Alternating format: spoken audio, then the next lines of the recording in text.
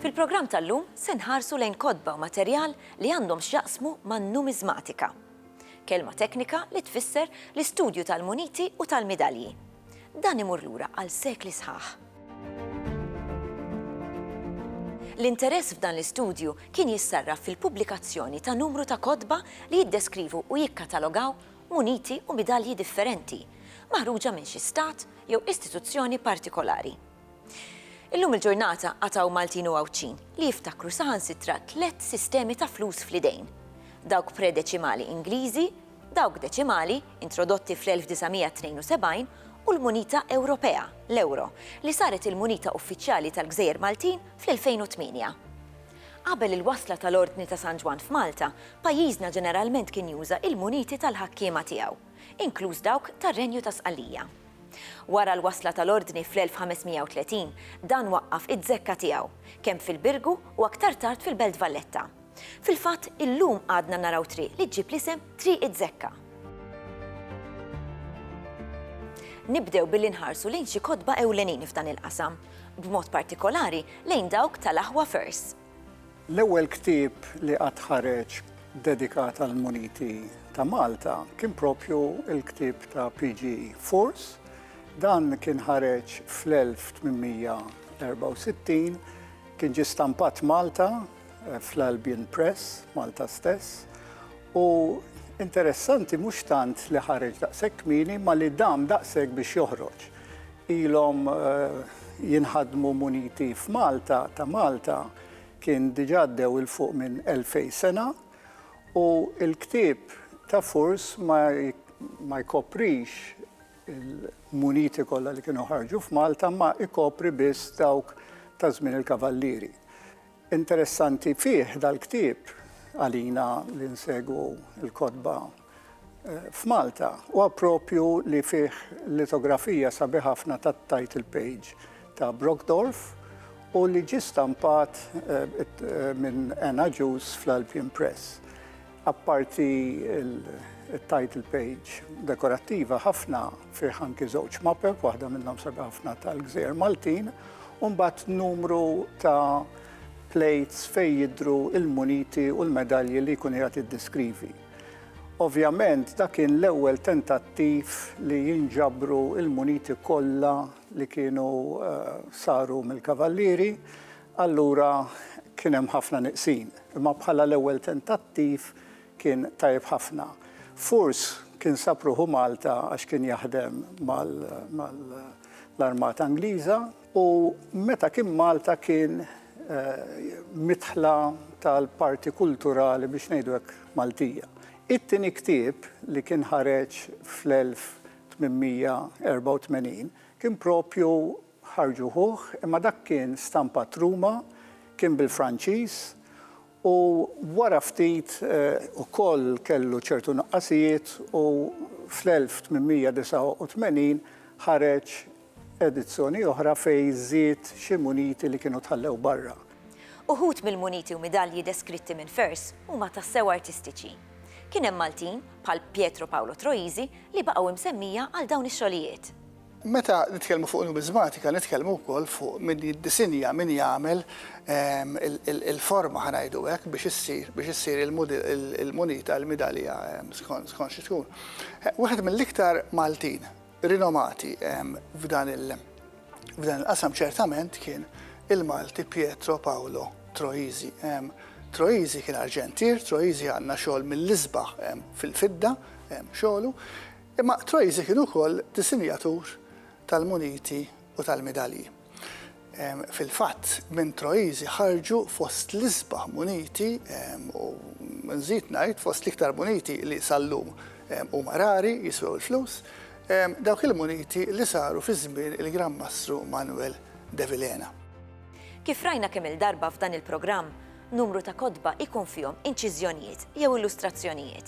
Il-ktieb ta' Furs li tratta fuq il-muniti u l-medalji tal-ordni, dak l-illustrazzjonijiet qegħdin fuq plates separati mill-tekst. Issa dawk kienu mhux inċiżjonijiet kif nafuhom aħna, imma kienu litografiji. Dawk il-litografiji jagħmilhom Brockdorf,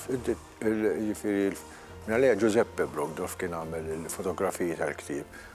U dawk għamilhom ċaħat ġifiri pinġijomlu, un-batu għamilhom fuq il-ġebla, ma naħsibx li pinġijom u għamilhom fuq il-ġebla u ma xaħat pinġijom li un-batu kopjom fuq il-ġebla. Huma preċiżi, mhux ħażin, però kif nafu fil-medalji tkun iżjed preċiż u l-aħjar ikunu ritratti. Ritratti mhux faċli tieħu ritratt ta' munita u medalja u tittieħu ritratt intendi mhux biss minn fuq u minn wara, obverse and reverse, imma anke tittieħu ritratt tal-ġemp tiegħu għax anki fil-ġemp ta' munita jista' jkun hemm il-kliem. Ġifieri mhux faċli li tagħmel riproduzzjoni tagħhom. Però ma preċiżi mhux ħażin. Bħala plates, Furs għandu 40 plate u fihom sintendi jkollu stampati l-muniti minn quddiem u minn wara kif għattilkom, obverse and reverse. Mhux dejjem ikunu l-istess, però ġifieri kien dettaljat mhux ħażin. L-arġa ngħidlek illum il-ġurnata il-dettal kiber, l-istudju, r-riċerka kiber, allura sintendi l-lum il-ġurnata għanneżjet informazzjoni mill-li kellu meta kien kitbu sintendi. Fl-1908, il-kollezzjonista Malti Henry Kalleja Xkembri ippubblika l-opra kbira tiegħu, The Coins and Medals of the Knights of Malta. L-ewwel nett huwa bħala produzzjoni u ktib ħafna iżjed avvanzat fit-teknika tiegħu. Il-muniti ta' dal-ktib huma maħudin b'ritratti, allura huma żjed preċiżi u fih fil-fatt kien jekk wieħed jaqra x'kiteb Robert Misud Bonnici 30 sena wara li kien miet il-Monsinjur Kalleja Xkembri, kien qal li tant kien swilu flus biex jipproduċi dal-ktib li l-klim li juża Sur Bonnici kien li l-Monsinjur Kalleja Xkembri kien ftaqar. Ġifieri wieħed jara l-impenn li kellu, kien wired kollezzjoni, kien żied magħha u bħala kollezzjonist kien bniedem intis ħafna f'dax-xogħol kien kellu anki pożizzjonijiet fil-mużew u f'pożizzjonijiet fil-gvern u rrid iħalli warajh ktieb li baqa' jissemma u fil-fatt baqa' jissemma għal ħafna snin bħala il-ktieb l-iktar importanti dwar il-muniti u l-medalji ta' Malta. Interessanti wkoll li kif ħarġu sentej wara kellu feedback ta' muniti li kienu tħallew barra u kellu l-kuraġġ joħroġ edizzjoni oħra li mbagħad saret isa l-edizzjoni standard li tant kienet imfittxija li anki ħafna snin wara fl-1966 raġa ġi stampat eżatt kif kien ħarġu fl-1910. Il-ktib ta' Henry Kalleja Xkembri fih diversi illustrazzjonijiet. Il-ktib ta' Kalleja Xkembri, Coins and Medals of the Knights of Malta, sintendi għandu iżjed dettalji li għandu Furs. Infatti anke xuna tiegħu voluminus mhux ħażin. Issa dak ukoll uża litografija bħal ma uża Furs, biss bid-differenza illi Kalleja Xkembri ħadu ritratti u mbagħad ir-ritratti għamluhom litografiji, allora jkun iżjed preċiż milli kien ta' Furs anki bħala rappreżentazzjoni tal-munita. Tarġa' u tajt ġew ipprintjati fuq karta li kienet leq.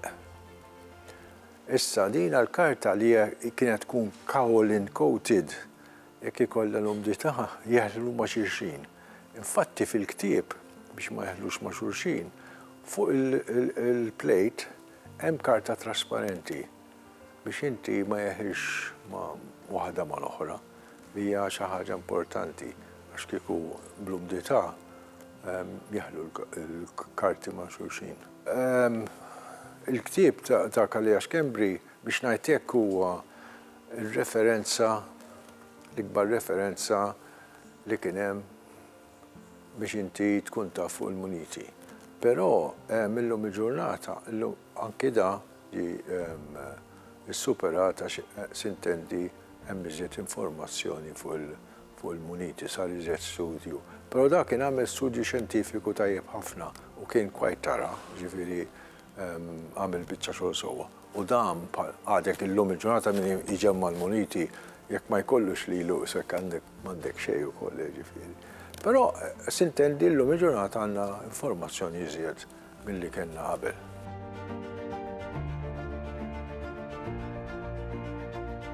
Punt interessanti forsi għal dak li jkun li teżisti mappa ta' Malta ta' Christoph Weigel. Propjament hija mappa ta' Sqallija u Sardenja, għaw Korsika u Sardenja, u mbagħad għandek insert ta' mappa ta' Malta. Però għandha il-muniti mad-dawra tal-isem tal-mappa. U fosthom hemm anki munita li kien intuża Malta wkoll. Dik hija l-unika mappa sa fejn fejn jeżistu il-muniti fuq il-mappa. Min barra l-kodba dedikati għan numizmatika ta' żmien il-kavallieri, insibu kol oħrajn li juru disinji ta' medalji u muniti antiki Maltin. Qabel ma bdew jiġu pubblikati kodba speċifikament fuq il-numizmatika Maltija, diġa kellek kodba oħrajn ġeneralment kienu jkunu kodba ta' storja ġenerali. Illi fihom jittrattaw il-muniti u kien hemm raġuni għal dan, illa li xekk inti għandek muniti f'Malta tal-perjodu puniku, tal-perjodu Ruman, eċċetera, allura dawka qed jitfgħu dawl fuq iċ-ċiviltà, il-fatt li kellek il-Feniċi f'Malta, konferma li kellek ir-Rumani f'Malta, ċertu attività ekonomika, eċċetera. Wieħed jista' jsemmi bħala ftit eżempji dawn għax hemm diversi minnhom il-ktieb ta' Gianfrancesca Bela, della Diskussjoni di Malta, 1647, illi ġol-ktieb iġiblek appuntu muniti illi instabu Malta, muniti illi Abela kellu fil-kollezzjoni tiegħu, muniti illi wieħed jista' jsejħilhom Maltin. Xi wħud minnhom addirittura bl-isem ta' Malta, Melithajon fuqhom, oħrajn le, imma l-indikazzjoni kollha juru illi kienu fil-Mużew ta' Abela, probabbilment akkwisthom minn sorsi lokali, u allura Abela jillustra permezz ta' inċiżjoni dawn il-muniti. Għandek oħrajn ukoll anke wara Abela, jiġifieri wieħed jista' jsemmi l-ktieb ta' Onorato Bre. Onorato Bre kiteb l-istorja ta' Malta wkoll il-perjodu antik, il-perjodu preistoriku jew ftit wara, Malta antika illustrata. Dana kien ippubblika ħruma fl-1816 u l-istess bħala Bela iġib permezz ta' inċiżjoni numru ta' muniti illi hu kien jaf bihom u kien familjari magħhom muniti Maltin pjuttost bikrin, maħniex qed nitkellmu fuq muniti ta' żmien l-ordni hawnhekk, imma qed nitkellmu fuq muniti puniċi Romani ta' dak il-perjodu. Ktieb ieħor huwa dak ta' Paolo Maria Paċjaudi. Kellek kodba oħrajn u din hija interessanti, mhux fenomenu Malti biss dan, imma f'Malta ċertament li kellna taħt il-kavallieri żgur. Illi dawn il-kodba kienu juru muniti jew ħanajdu hekk aħjar medalji iktar milli muniti illi jiċċelebraw lill-Gran Mastru, jiċċelebraw il-glorja ħansejħulhom hekk tal-mexxej tal-Gran Mastru illi kien qed imexxi lill-Ordni u lil Malta dak iż-żmien. L-istess, jiġifieri dan għandna għadd minnhom biex nagħtu żewġ eżempji ta' ċerta importanza, għandek il-ktieb ta' Paolo Maria Paċjaudi, dan ħareġ ktieb sħiħ dwar illi juru mhux inqas minn 22 medalja, kull medalja qiegħda tiċċelebra xi avveniment, xi akkwist illi għamel il-Gran Mastru. Qed nitkellmu 1748 il-Gran Mastru kien pinto dak iż-żmien u allura għandek dawn il-medalji 22 waħda minnhom ippubblikati fi ktieb illi qed juru il-glorji. Allura, per eżempju, biex nagħtu eżempju, għandek waħda minnhom turi il-bidliet li saru fil-Palazz Maġistral. Il-Palazz Maġistral Palazz tal-Gran Mastru kellu entratura waħda, fi żmien Pinto sar kif inhu issa b'żewġ entraturi. Allura għandek dil-medalja fuq il-karta li tikkommemora dal-avveniment. għandek 22 minnhom. Interessanti li fl-aħħar tal-ktieb għandek folja, dil-folja għandek ċirku stampat imħolli vojt. Jiġifieri issu kien hemm l-intenzjoni illi dawna jitkomplew. Anke fil-kodiċi tal-Grammastru de Rohan insibu inċiżjoni mill-1784. Eżempju ta' użu ta' inċiżjonijiet b'medalji bħala glorifikazzjoni tal-mexxej, insibuhom ukoll fil-kodiċi ta' de Rohan. Dak li ngħidulu d-dritto municipali di Malta, stampat Malta 1784. U kif tiftħu dana fi għandek il-kopertina, mbagħad għandek il-frontispizju. Il-frontispizju juri ritratt, inċiżjoni naturalment, tal-Grammastru de Rohan, imma din l-inċiżjoni hija imdawra kollha medalji l-istess bħalma rajna fil-Kassa Paċawri, medalji d-darba qed jigglorifikaw l-avvenimenti ta' dal-Grammastru de Rohan. L-istess hija inċiżjoni xogħol Malti, xogħol sabiħ ħafna, xogħol impressjonanti. Jiġifieri fiż-żewġ każi kemm fil-Paċawdi u kemm f'ta' de Rohan dawn qatt ma saru, dawn il-medalji qatt ma nafu li saru, ma baqgħu fuq il-karta ngħidu hekk. Fil-Gżejjer Maltin, minn barra l-muniti tal-pajjiż kien hemm ukoll ċirkolazzjoni ta' muniti barranin. L-istess fil-Gżejjer Maltin bħal tista' tgħid kull imkien fi żmien passat kien ikollok il-munita tal-pajjiż, jiġifieri il-pajjiż kien ikollu il-currency tiegħu, il-munita, il-valuta tiegħu. Imma mbagħad ħafna drabi, speċjalment pajjiżi fejn kellek ħafna kummerċ, fejn kellek ħafna kuntatt ma' pajjiżi oħra inkluż Malta, kien ikollok ukoll flus ta' pajjiżi barranin jiċċirkulaw. Jiġifieri ma kellekx il-mentalità llum kważi kważi tista' tgħid li rġajna wasalna hemmhekk bli tal-euro, ġifieri għandek munita, super munita li tot għal bosta pajjiżi. Fil-passat kien ikollok allura pereżempju każ bħal Malta, muniti sqallin, muniti Rumani, muniti Tedeski, muniti Franċiżi, illi dawna kollha qed jiċċirkulaw Malta. E naturalment dik kienet toħloq ċertu komplikazzjonijiet is-sistema, jiġifieri wieħed irid jara kif ħajaġġievu s-sistema biex is-sistema taħdem. Insibu kollek imsejħa tariffi tal-muniti. Minħabba li inti kien ikollok daw il-valuti differenti ta' pajjiżi differenti qed jiċċirkulaw fil-pajjiż, kien jinħass il-bżonn illi xi ħadd jirregola il-valur tagħhom. Mela jekk jien għandi skut Malti, skut Malti kemm huwa ekwivalent għal-livr Franċiż jew għall-munita Spanjola, eċċetera, eċċetera. Allura s-sistema kienet illi kienu joħorġu listi ħafna drabi pubblikati, kultant le, ma ħafna drabi pubblikati speċjalment wara l-istampar f'Malta, u dawn il-listi ituk l-ekwivalenti tal-valuri. Allura inti għandek l-iskut Malti kemm jiswa munita Rumana, munita Franċiża, munita Spanjola, jiġifieri l-iktar naturalment mhux il-muniti kollha tad-dinja, ma il-muniti l-iktar li kienu jiċċirkulaw f'pajjiżna. Bħal kull qasam ieħor, in-numizmatika Maltija għandha l-istudjużi tagħha. Insibu numru ta' studji li ħarġu tul is-snin. Minn żmien għal żmien kien hemm referenzi għal muniti u anke għal medalji tal-kavallieri u anke ta' perjodu oħrajn. Imma ħafna drabi kienu jkunu parti minn xogħlijiet iktar wisajn. L-ewwel artiklu ta' ċertu importanza kien hemm dal-perjodu twil minn Monsignor Kalleja Xkembri sa jisu l-aħħar parti tas-seklu 20 fejn ma ħareġ xejn ta' importanza kbira. L-ewwel artiklu li ħareġ kien ħarġu l-Monsignor Edward Coleiro li kien espert tal-klassiċi, li kien ħareġ artiklu twil fuq il-muniti li kienu inħadmu Malta fi żmien ir-Rumani. Kien perjodu li ma nkiteb xejn kważi fuqu u kien qajjem interess kbir. U dak kien ħareġ fl-1971. Qisu l-interess li kienet iqajjem Monsignor Coleiro bdew jittieħdu. U l-ewwel persuna li ħafna jiftakru għax kien jaħdem ħafna f'dan il-qasam kien Joseph C. Sammut li fl-1977 flimkien mal-konti Felice Restelli, il-konti della Fratta, kienu ħarġu il-ktieb l-iktar importanti ta' wara l-gwerra fuq il-muniti tal-Kavallieri ta' Malta.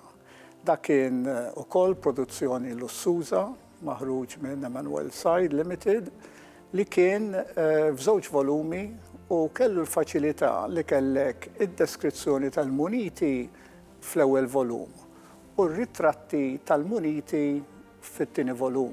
Għala wieħed seta' juża żewġ volumi flimkien, jiftaħ l-ewwel volum, isib deskrizzjoni ta' munita, jiftaħ it-tieni volum u jsib ritratt tagħha.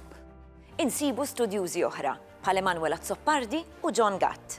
Emanuel Azzoppardi li kien bi professjoni ġojellir kien jinteressa ruħu f'perjodu ħafna żjed twil tal-currency u tal-muniti li kienu marbutin ma' Malta u mhux biss ma' Malta.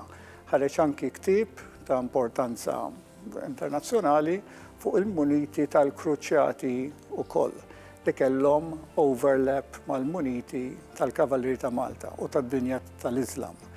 Meta mbagħad ġi għal lejn l-aħħar ta' ħajtu kien bena ħafna informazzjoni ġabarhom f'tliet kotba li huwa l-opus magnum tiegħu jismu The Coinage of Malta, ħareġ fl-2023 u kien ippubblikat mill-Mużew tal-Katedral tal-Imdina. John Gatt fl-2018 joħroġ ktieb li huwa ktieb ta' eżattezza imprezzabbli jismu The Coins Minted by the Knights in Malta. Huwa xi ħaġa li l-kollezzjonisti tal-muniti ta' Malta ovvjament apprezzaw ħafna u jikkumplimenta ħafna ix-xogħol li għamel Emanuel Azzoppardi. Ovvjament Emanuel Azzoppardi huwa perjodu ħafna itwal waqt li ta' John Gatt huwa biss il-perjodu tal-Kavallieri, imma fil-każ ta' Emanuel Azzoppardi jagħti enfasi fuq l-istorja u l-kuntest, waqt li fil-każ ta' John Gatt qed jirreferi iżjed għal muniti infushom.